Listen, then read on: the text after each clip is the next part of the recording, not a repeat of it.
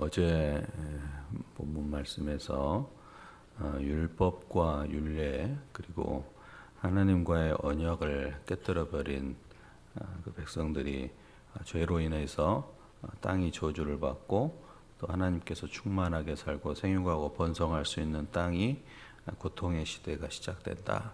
심판이 시작되고 기쁨이 사라질 것이다. 그런 메시지를 들었습니다.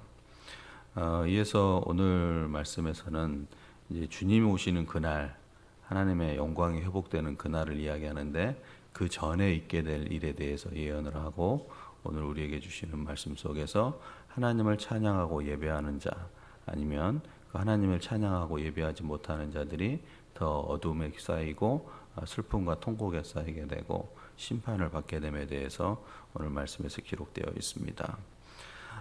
그래서 오늘 말씀에서는 이 땅이 심판을 통해서 과연 남게 된 자들이 있는데 그 남게 된 자들이 무엇을 하게 되느냐라고 이렇게 말씀에 기록이 되어 있는데 그 핵심은 바로 뭐냐면 남는 자들은 하나님을 찬양하고 하나님을 영화롭게 한다. 이렇게 기록되어 있습니다. 14절과 15절을 한번 보시죠. 14절에 무리가 소리를 높여 부를 것이며 여호와의 위엄으로 말미암아 바다에서부터 크게 외치리니 그러므로 너희가 동방에서 여호와를 영화롭게 하며 바다 모든 섬에서 이스라엘 하나님 여호와의 이름을 영화롭게 할 것이다. 이때가 언제냐면은 하나님의 심판이 임하게 되고 그 심판을 통하여서 남는 자들이 생기게 되는데 이 14절과 15절에 등장하는 단어 중에 이 바다라는 단어가 있죠. 그래서 이 14절과 15절에 이 바다가 상징하는 것은 뭐냐면은 세상의 부귀 영화를 상징합니다. 우리가 이전에 이사야 말씀 속에서 두로의 멸망, 두로에 대한 심판의 메시지를 들었는데 이 두로라는 것은 바다를 활용하고 바다를 이용해서 무역을 하고 부를 적절히 쌓는 그 나라 중에 하나인데 이처럼 이 바다라는 것은 하나님의 통치를 거부하고 오직 세상의 명예와 부와 세상의 풍성함과 번영함을 쫓는 그러한 그 장소와 같은 것이 이 바다인데 그런데 이곳에서 어떤 일이 벌어지느냐 이 세상을 상징하는 이 바다에서 어떤 일이 벌어지냐 14절에서 무리들이 소리를 높여 부른다. 그리고 15절에 여호와를 영화롭게 한다. 그러니까 세상 끝, 세상의 절망 오직 세상만 있는 곳에서 하나님을 찬양하게 되고 하나님을 영화롭게 하고 하나님께 영광을 돌리는 일이 일어나게 된다. 이것이 바로 하나님께서 이 땅을 회복하는 일들, 심판 가운데 나타나는 일들이다 하는데 여기서 소리 높여 부른다. 이것이 우리에게 굉장히 중요합니다. 소리 높여 부른다는 것은 곧 뭘 말하냐면은 하나님을 찬양한다는 겁니다. 하나님을 찬양한다. 오늘도 새벽제단에 나와서 우리가 제일 처음 게 뭐예요? 하나님을 찬양한 거였잖아요. 그래서 이 남게 된 자들은 하나님을 높이고 찬양하게 되고 그리고 더불어서 영화롭게 한다. 하나님께 영광을 돌리는 사람들이 이 남는 자들을 통하여서 나타나게 된다. 하나님의 심판이 있지만 남게 된 자들이 그 바다의 곳, 하나님이 없는 그곳에서 하나님을 찬양하고 하나님을 높이고 하나님을 영화롭게 하고 하나님께 영광 돌리는 일들이 나타나게 된다라고 이렇게 기록되어 있습니다. 자, 그런데 이렇게 하나님을 찬양하고 하나님께 영광을 돌리는 그런 자들이 과연 누군가라는 것이죠. 14절 말씀을 다시 봐보세요. 14절 말씀에서 가장 첫머리에 등장하는 단어가 있는데 그 단어가 뭐냐면 무리랍니다. 무리가 이렇게 되어 있죠. 무리라는 거예요. 그래서 어떤 무리라는 것은 어떤 그 여러 명의 사람들 모여 있는 사람들을 말하는 것인데 여기서 무리라는 것은 선택받은 이스라엘 민족을 말하는 게 아닙니다. 선택받고 어떤 구원의 하나님의 언약의 백성이고 또 선민이라고 일컫는 이스라엘 백성이 아니라 이 무리라는 것은 이방인을 포함한 모든 열방의 사람들 그 중에서도 하나님께 구별된 백성의 사람들을 말하는 것입니다. 즉 하나님의 은혜에 힘입어서 구원의 은총을 받은 자들이 이 무리다라는 거예요. 우리가 이사야 나중에 말씀을 보게 될 건데 이사야서 43장 1절에 보면은 야곱아 너를 창조하신 여호와께서 지금 말씀하시니라 하면서 이스라엘아 너를 지으시니가 말씀하시니라 너는 두려워하지 말라 내가 너를 구속하여 내가 너를 지명하여 불렀느니 너는 내 것이라 했을 때도 이스라엘뿐만 아니라 모든 열방을 포함된 건데 이것처럼 하나님께서 지명하여 불러내어서 구원받은 백성의 모든 이름들이 총체적으로 더불어서 이루어진 것들이 바로 이 무리라라는 거예요. 무리라는 거. 그래서 어떤 특정한 존재, 특별한 존재, 선택받은 존재로서의 어떤 그 사람뿐만 아니라 하나님의 이름으로 예수의 그리스도의 이름으로 회복된 모든 자들이 이 무리에 해당되는데 이 무리라는 것은 곧 누구냐면 바로 우리라는 겁니다. 우리. 무리는 곧 우리예요. 즉 하나님의 자녀, 그리스도인 하나님의 백성이 된 우리의 모습이 바로 이 무리에 속한 자들이에요. 그렇다면은 우리의 사명 중에 하나, 우리의 신앙생활 중에 하나의 핵심은 바로 뭐냐면 하나님을 찬양하는 일입니다. 하나님을 높이는 일이에요. 하나님을 찬양하고 하나님을 높이고 하나님을 향하여서 노래를 부르는 존재가 바로 우리의 모습이라는 거예요. 그래서 우리는 즉 예수 믿는 자들은 하나님을 찬양하는 자다. 곧 나는 하나님을 찬양하는 자다라는 거예요. 근데 찬양에는 우리가 찬양을 한다고 했을 때는 두 가지, 뭐 여러 가지 있겠지만 두 가지 정도로 우리가 생각을 해보면은 우리는 찬양을 한다 그랬을 때는 언제 찬양을 하냐? 하나님을 예배할 때 찬양을 하는 겁니다. 단순히 우리가 예배의 어떤 순서에 있어서 찬송의 순서가 있어서 찬송한다라는 개념도 있지만 그것보다 더 깊은 어떤 의미는 뭐냐면 예배에는 반드시 제사와 제물 그 일에 있어야 되고 그 제물의 절차를 통해 하나님께 영광을 돌려야 되는데 이것이 바로 희생의 제물을 드리는 것 같이 우리의 마음과 정성과 신앙의 고백과 우리의 모든 것을 돌려서 하나님께 올리는 그 찬양, 이 예배의 찬양이 우리가 하나님께 영광 돌리는 어떤 무리들, 구원받은 백성의 현재 남은 자들의 삶의 몫이고 삶의 책임이라는 것입니다. 그래서 우리의 인생은 하나님을 찬양하다가 하나님께 찬양으로 영광 돌리다가 나중에 저 천국 가서도 뭐하냐? 하나님께 찬양과 영광을 돌리는 존재가 되는 것입니다. 이게 중요한 거죠. 그래서 우리 삶에 있어서 하나님을 찬양한다, 하나님께 노래를 한다, 하나님께 영광을 돌린다. 이것은 매우 중요한 겁니다. 고대 시대에도 그랬고요. 우리나라 뭐 조선 시대도 마찬가지지만 이 왕을 위하여서 높은 자들을 위하여서 노래를 만들어서 헌정을 하잖아요. 뭐 누구 뭐 누구를 위해서 노래를 헌정합니다. 누구를 위해서 헌시를 합니다. 그래서 시를 쓰든지 노래를 만들든지 어떤 곡조를 붙여서 이렇게 하잖아요.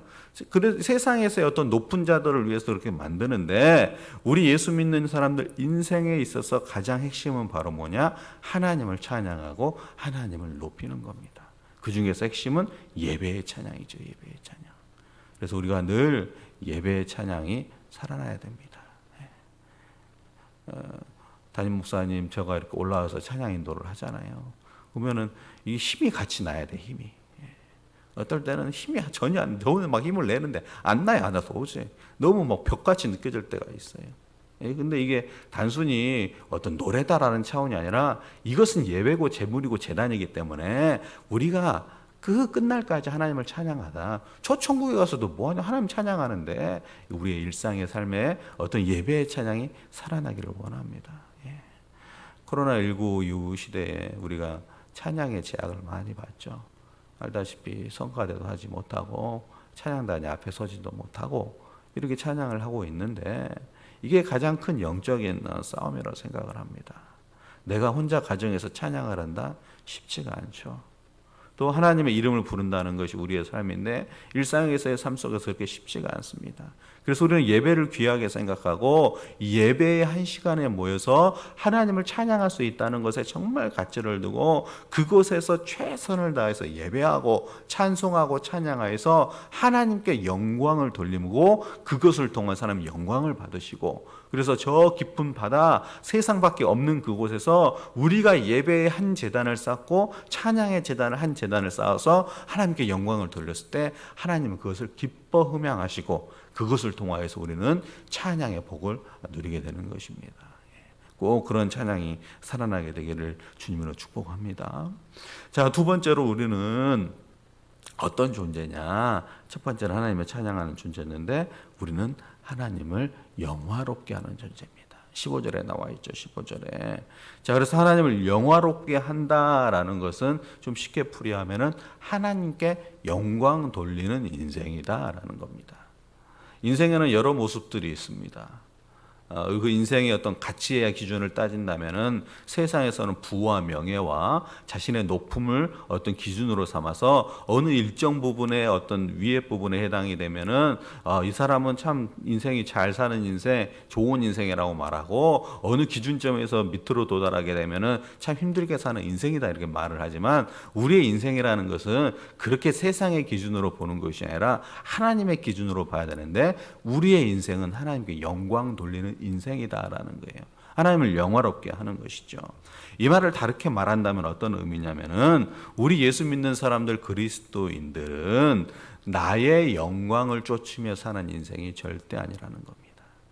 나의 영광과 나의 이름과 나의 명예와 세상에서의 어떤 일정 부분을 우리가 감당하는 것도 필요하고 하나님께 영광을 위하여서 우리가 최선을 다해서 우리 이름을 드러내는 것도 좋습니다. 그런데 중요한 것은 이것이 역전되어서 하나님은 뒷전이고 나의 이름만, 나의 명예만, 나의 이름만 세상에서 드러나는 것을 늘 조심해야 되는 겁니다. 즉 세상에 나의 이름이 나타날 것을 쫓고만 살면은 절대 안 된다라는 거죠. 그래서 나의 배를 채우거나 나의 이름만 높이거나 나의 삶의 안정과 안위와 나만을 위한 삶을 사는 인생이 아니라 우리의 인생이라는 것은 하나님께 영광을 돌리고 하나님께 모든 걸 올려드리고 하나님을 영화롭게 하여서 하나님의 이름이 빛나고 더불어서 나의 이름도 빛나게 되는 그런 복된 인생이 우리의 인생이라는 것이죠. 그러기 위해서는 우리는 늘 하나님을 높이는 사람이 되어야 되죠. 우리는 그 대신 낮아지는 인생이 되어야 됩니다. 교회도 마찬가지입니다. 나의 이름은 낮아지고 하나님의 이름만 영광되고 하나님의 이름만 높이 들려야지 어느 순간 내가 어떤 교회의 어떤 위치를 차지하고 자리를 차지하고 교회에서 내가 오래 다녔기 때문에 어떤 것을 담당하고 있고 이러다 보면은 하나님의 이름은 빠지고 나의 이름과 나의 생각과 나의 판단으로만 자꾸 올라가다 보면 교회가 정말 하나님의 영광을 돌리는 것이 아니라 하나님의 영광을 가리게 되는 일들도 일어날 수 있게 되는 겁니다. 그래서 우리는 꼭 하나님께만 집중하고 하나님을 영화롭게 하고 하나님을 영광 돌리는 인생을 살아야 됩니다. 그렇게 되면은 어떤 복을 우리가 누리게 되냐? 하나님께 영광을 돌리고 하나님을 영화롭게 하면 잠언 4장 8절 말씀에 보면 이런 말씀이 있어요. 그를 높이라 그리하면 그가 너를 높이 들리라. 만일 그를 품으면 그가 너를 뭐한다? 영화롭게 한다 그랬어요. 하나님을 높이고 하나님을 영화롭게 하면 하나님이 우리의 이름을 영화롭게 하고 하나님의 우리의 이름을 높여준다는 거예요. 우리는 이것을 바라보고 사는 겁니다. 초대교회 시대에 핍박과 환난이 있었지만 그들이 예수님을 부인하지 않고 목숨을 잃을 정도로 고통과 어둠의 속에 살았지만 그들이 하나님의 영광됨의 이름을 더럽히지 않았던 이유는 바로 뭐냐면 하나님께서 우리를 세상에서 비루하고 남루하게 살지만 나를 높여줄 것이다. 내가 이 땅에서 높임을 받지 못하더라도 저 천국에 가서 높임을 받는 존재가 된다라는 믿음과 신뢰를 가지고 살았고 그들이 하나님을 거부하지 않고 예수 그리스도를 온전하게 증거하고 살면서 순교의 자리에 이르게 되면서 하나님의 영광을 취하게 되는 그런 믿음의 백성들이 되었던 거죠. 우리가 늘 하나님 앞에 영화롭게 하며 하나님을 높이며 하나님을 찬송하는 인생이 되기를 원합니다. 그런데 그 장소가 어디냐? 바다라는 거예요. 바다. 저 세상에서 우리가 그렇게 살 때 하나님이 우리를 남은 자로서의 사명을 다했다는 것에 잘했다, 충성한 종이다 여기고 우리를 더 복된 인생으로 하나님께서 귀하게 여기는 존재로 삼아준다는 겁니다. 그런데 오늘 말씀 속에서 이러한 찬양 가운데 영광 돌리는 백성들이 있지만 반면에 어떠냐? 그렇지 못한 자들이 있어요. 심판의 때가 다 이르렀고 땅이 저주를 받고 땅의 고통스러운 그 상태가 되었는데 이 가운데도 회복이 되지 못하는 자들이 있어요. 그것을 보고 이 이사야 선지자는 애통함과 답답함과 괴로움을 통해서 오늘 이렇게 얘기를 합니다. 16절에 땅 끝에서부터 노래하는 소리가 우리에게 들리기를 의로우신 이에게 영광을 돌리세 하도다. 그러면서 그러나 나는 이르기를 나는 쇠잔하였고 나는 쇠잔하였으니 내게 화가 있도다. 배신자들은 배신하고 배신자들이 크게 배신하였도다.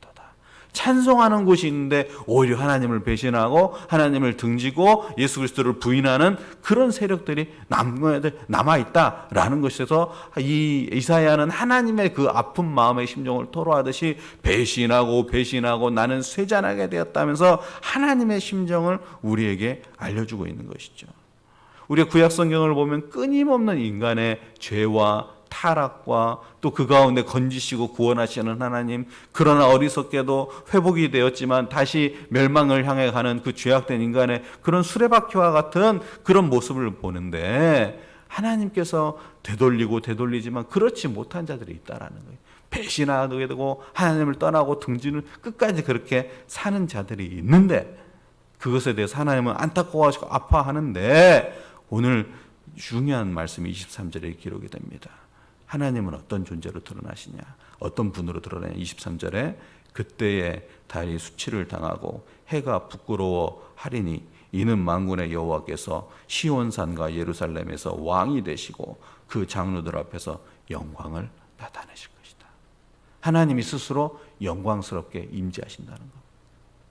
배신자들이 있고 하나님을 찬양하는 자들이 있는데 그 가운데 하나님의 영광의 임재로서 스스로를 드러내시는데 그때는 어떠냐? 심판이 있게 될 것이고 그것을 통해서 하나님 찬양하는 자는 구원받은 자, 복의 백성, 하나님의 나라의 백성으로 하나님의 영광에 취하게 되는 것이고 그렇지 못한 자들은 배신자로서 하나님을 등진 자로서 하나님의 나라에 합하지 못하는 그런 안타까운 삶을 살게 된다는 겁니다. 우리는 구원의 은혜를 입었습니다. 그리고 구원받은 백성이 되었죠.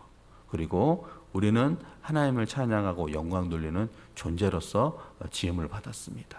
그렇다면 우리가 이미 받게 된 구원, 이미 누리게 된 구원의 은총, 이것을 통하여서 더 하나님을 잘 섬기고 하나님을 찬양하고 하나님께 영광을 돌림을 통하여서 우리가 하나님의 임재, 하나님의 영광이 이 땅에 임하는 그 때에 하나님의 은혜에 동참하게 되는, 하나님의 영광에 동참하게 되는 그러한 복의 백성이 되기를 늘 애쓰고 기도하고 예배하여서 하나님으로부터 누리는 복을 충만하게 누리는 저와 여러분 되기를 주님으로 축복합니다. 기도하겠습니다.